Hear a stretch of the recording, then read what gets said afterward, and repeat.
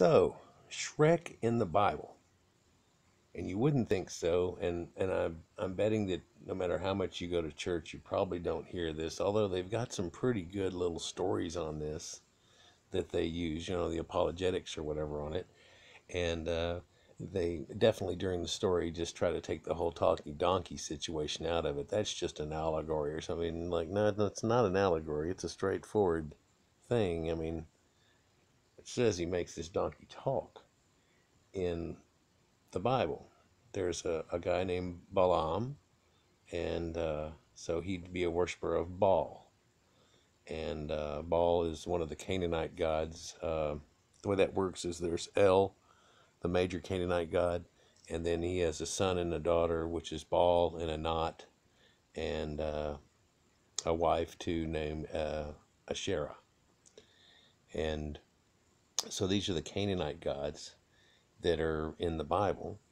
And whenever you try to dig way back, you can actually find that they actually had this story in their mythos, but it's not the same story. It's where a guy was beating a donkey and it told him to quit. But uh, in the Bible, they've taken and adopted that story into them to use as a framework for what happens between Baal and Balaam and all these things.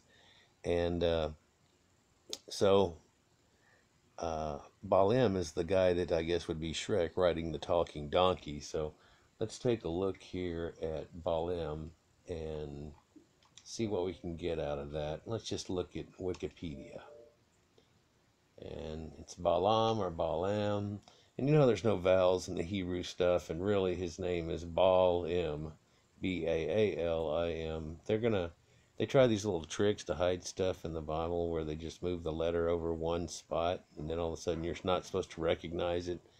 Like you put glasses on Superman and he becomes Clark Kent, and nobody can figure it out somehow.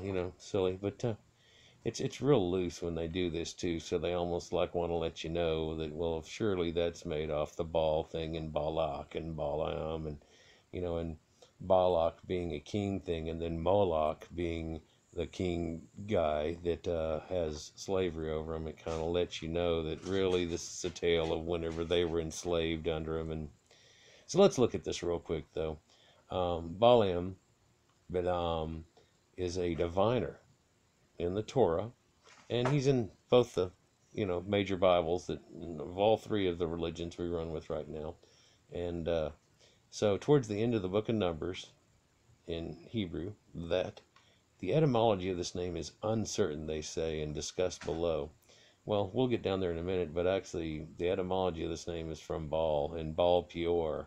And so funny how they just changed one little word. What's this? How the ancient reference to Balaam considers him a non-Israelite, a prophet, and the son of Beor, though Beor is not clearly identified. I just can't figure it out what Beor is.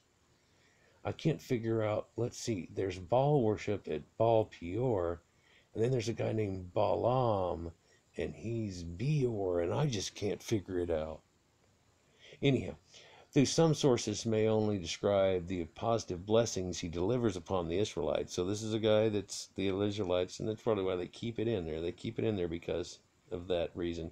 But he's reviled as a wicked man in both the Torah and his commentaries, as well as in the New Testament. Balaam refused to speak what God did not speak, and would not curse the Israelites, even though King Balak of Moab offered him money to do so. In the story Numbers, if you want to look this up, look it up in Numbers 22 and then read on.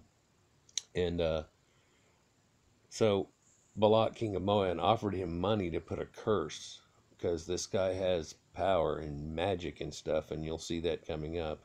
And and he's not even of the holy people at all. It's a strange thing, because how could they possibly have something whenever he's with another god? And under Baal, how's this? Well, it's trying to milk you into the idea, but it's been changed and twisted around and turned, just like the Baal Peor story acts like one of them couldn't do it and the other one can, and wham, and that actually is a turned around story of exactly the opposite.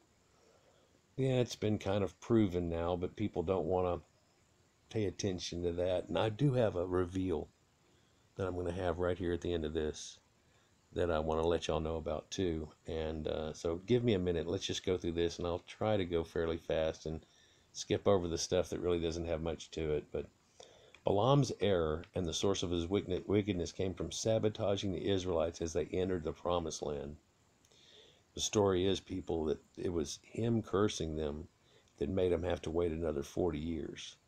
And that it wasn't him coming down and seeing the golden calf and everything, that would be okay because a calf is a symbol of Yahweh. And you're like, no, no, no, he doesn't have any symbols. Look up Yahweh in his Yessir, and it'll show you pictures of stuff they found now that was hidden. And it shows you these bull people, and there's Yahweh and his little son, and then his wife sitting down in the background looking at a paper, it almost looks like, and it's called Yahweh in his Yessir. And he's got flies all going around him because he's like a cow god. So, and people back then knowing that, oh, and the fact that Moses had horns whenever he came down from getting the tablets. They don't show it in the movies or any of that stuff, but if you want to be enlightened a little bit, look at Moses with horns on Google Images, and you'll just get Moses with in, and you'll see horns pop up. That's amazing. And then you click on it, and you'll see all these people from antiquity, churches and everything that have him with horns on, because it says it exactly in the Bible. They've tried since the 1600s to change that, because we know that the horned devil thing is the devil, so why would he visiting God end up with horns? There's a big twist of that. You can look at some of my other videos and I'll go into depth about it. I do not want to waste your time on Shrek with that, but so they cursed him entering the promised land. According to Revelations 2:14, Balaam told King Balak how to get the Israelites to commit sin by enticing them with sexual immorality and food sacrifice to their idols. The Israelites fell into transgression due to these traps, and God sent a deadly plague to them as a result. So let's look at this story here. There's a few of the apologetics of the ancients show you that it's not at all what you think nowadays. And some of it just gets real transparent. So let's look here.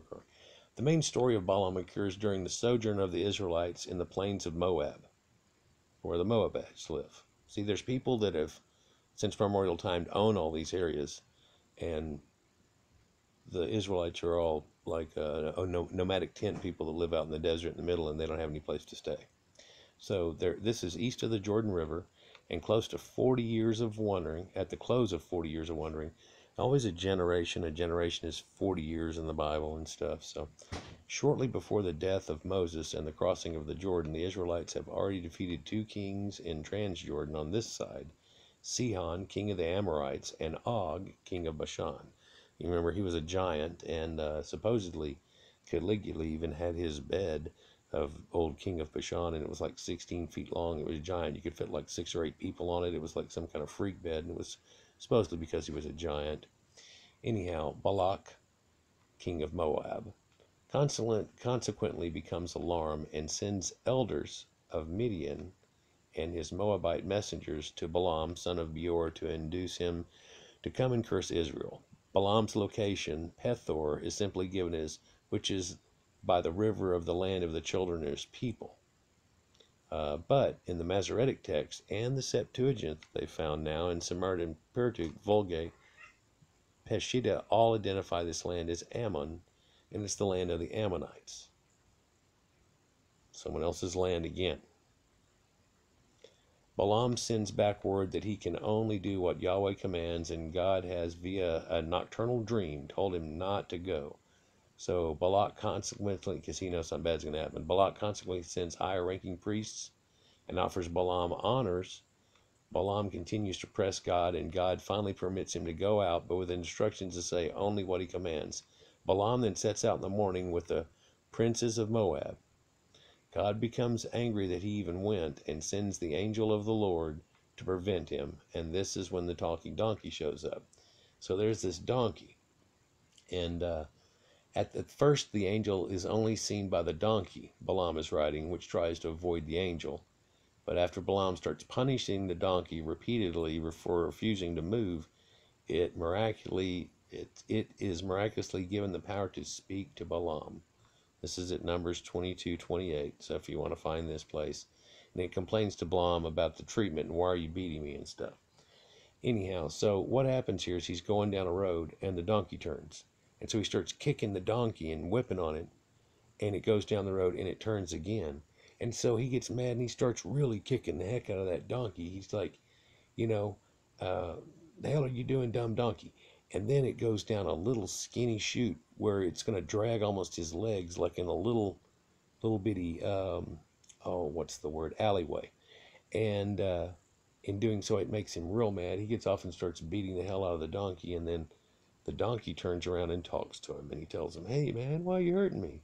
And then the angel shows up, like the donkey kept seeing the angel. Because this is a magic donkey. Okay? And the donkey was seeing the angel, but the super prophet of the God himself couldn't even see the angel. This is the idea they present. And then he can only see it after the donkey talks, and then that allows him to be seen, which is a strange thought that a donkey would be magical to this point or somehow hooked up with God. Well, amazingly, if you look in the Bible, donkeys are very spiritual and stuff, that they didn't have camels and they didn't even know about horses back then. So it was the conveyance of the people back in that time, was to ride donkeys. In fact, one of the constellations is a donkey back in the old times and stuff. It's not one of the major constellations, but an inner. And you can look this up. And same thing with Bethlehem.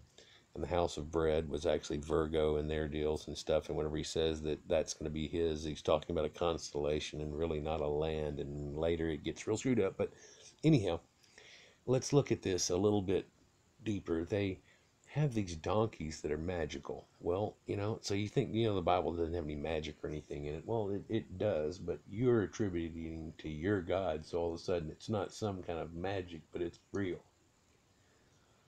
So whenever he parts the Red Sea or makes it flood for all this time and makes a magic boat and does all these things and stuff, it's in, and somehow is able to put all the animals of the world on a boat that wouldn't hold them and keep them from killing each other the whole time and release it out. It's just, agreed upon. You just nod your head like, I just don't understand, but it's God, and, but reason inside your head starts to work at you.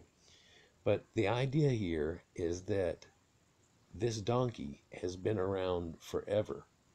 There's one apologetic story that tells you this donkey is the same donkey that Abraham rode out of Ur. So it's a Sumerian magic donkey that can talk. The Sumerians have no idea about this, by the way. But that this is the donkey he rode out of there, and he's magic. And that's the same donkey that went into the ark with Noah. And it's the same donkey that, who is it rides? One of the prophets rides on a donkey too, before Jesus ever does. There's one of the prophets rides on a donkey. And then it's the same donkey that takes Mary and Joseph to Bethlehem. So Jesus is born.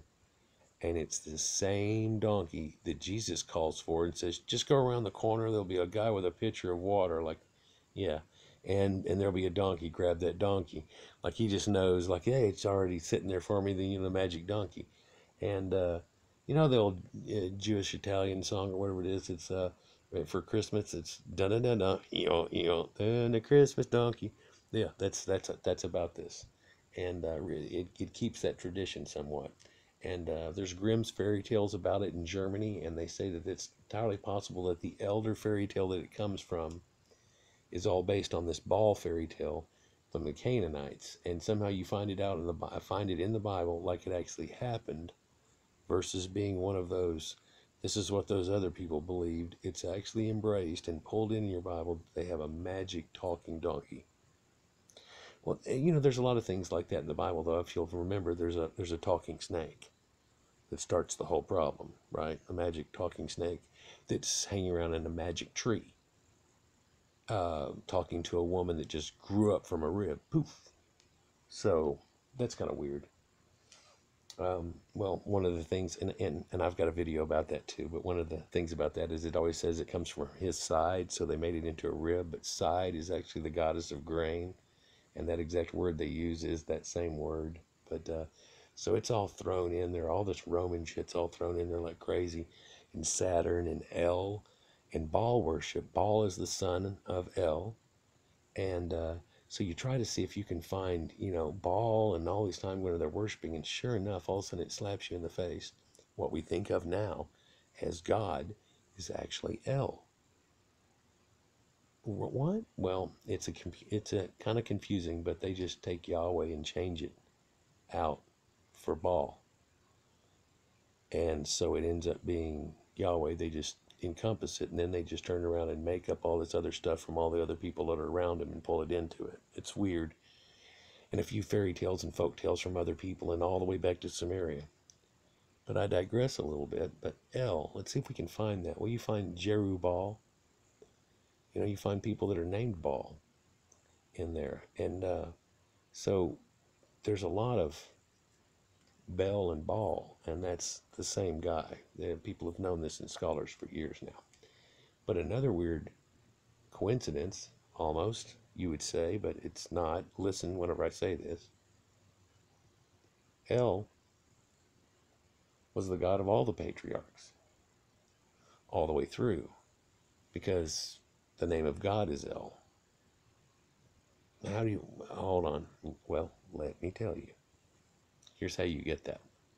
And it's been the white elephant that's been sitting in the Bible the whole time and no one's noticed it. In fact, you can watch my video on the white elephant in the Bible, and it'll tell you more. But El was Saturn. The local people in the Canaanite area worshipped him as a big deity that had saved everybody from after the flood.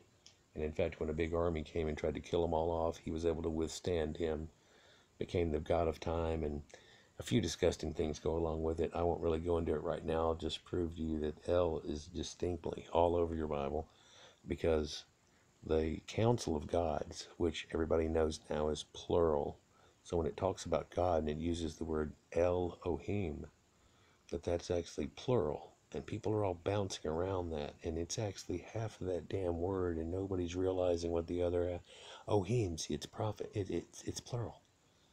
Well, what about the other side, people? Elohim.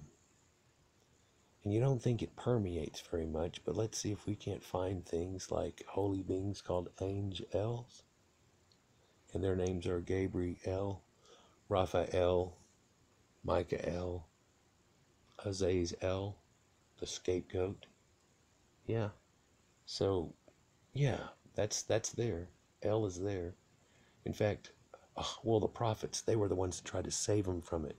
Well, what are the prophets named after? They're named after their God, and their names are Nathaniel and Elijah and Ezekiel. I mean, hello? Yeah. Oh, well, the house of God, it's Bethel, right? It's where you get Bethlehem. Bethel. Well, Beth, it means house, and the name of God is El.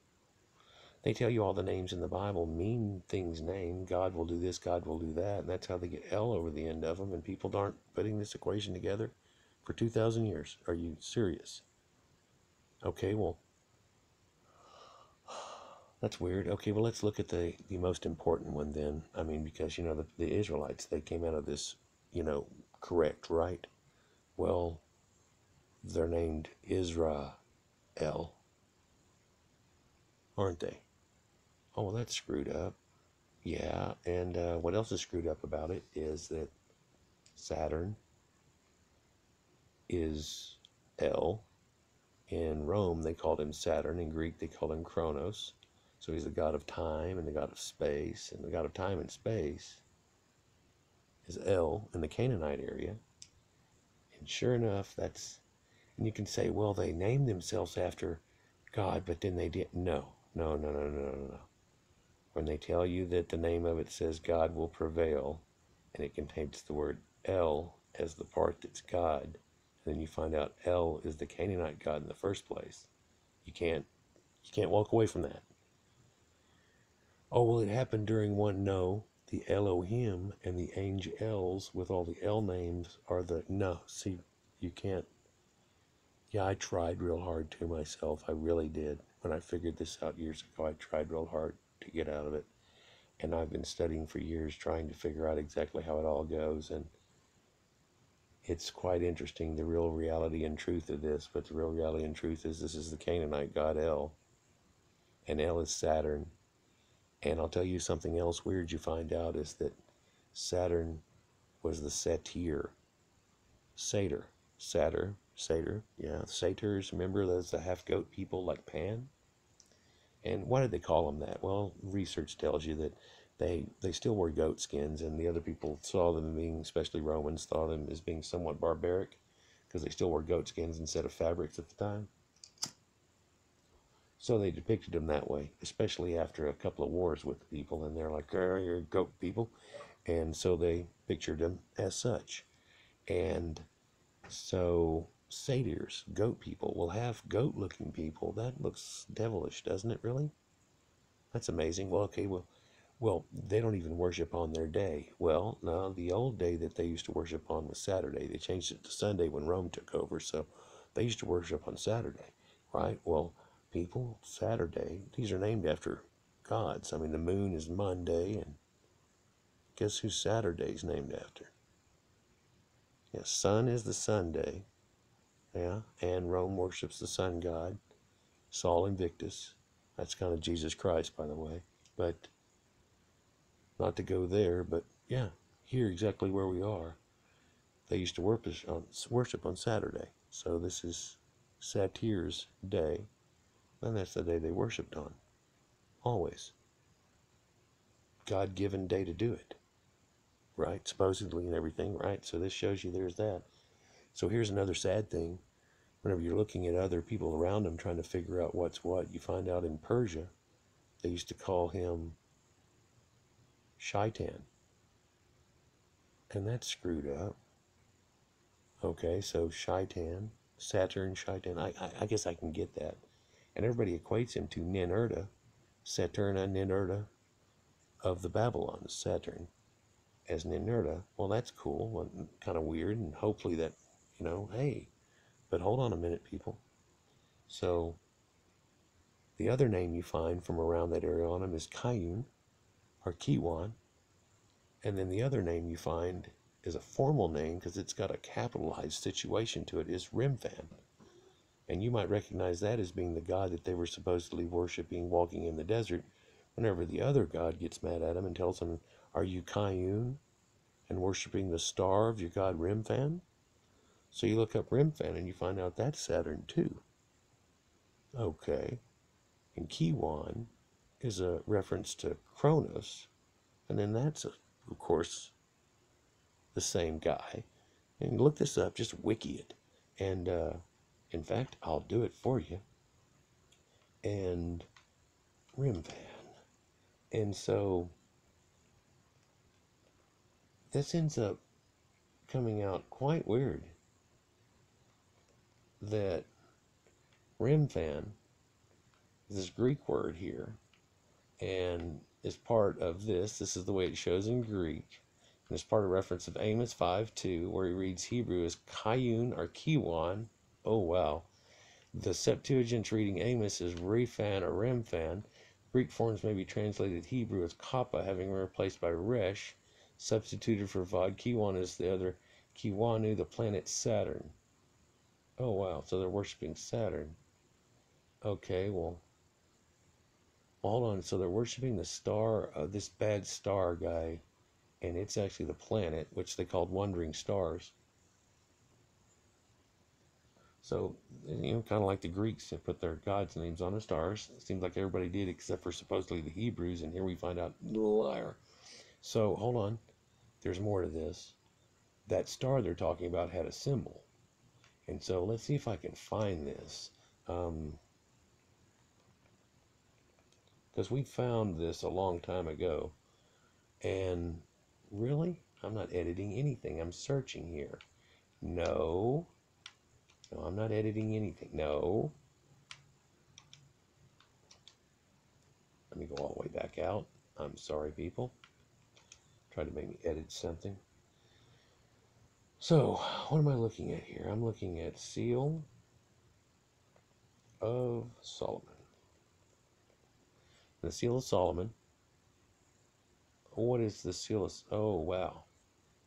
That's the star that we're talking, the Star of David, and the Seal of Solomon is actually the Jewish star, and that's the star of their god Remphan.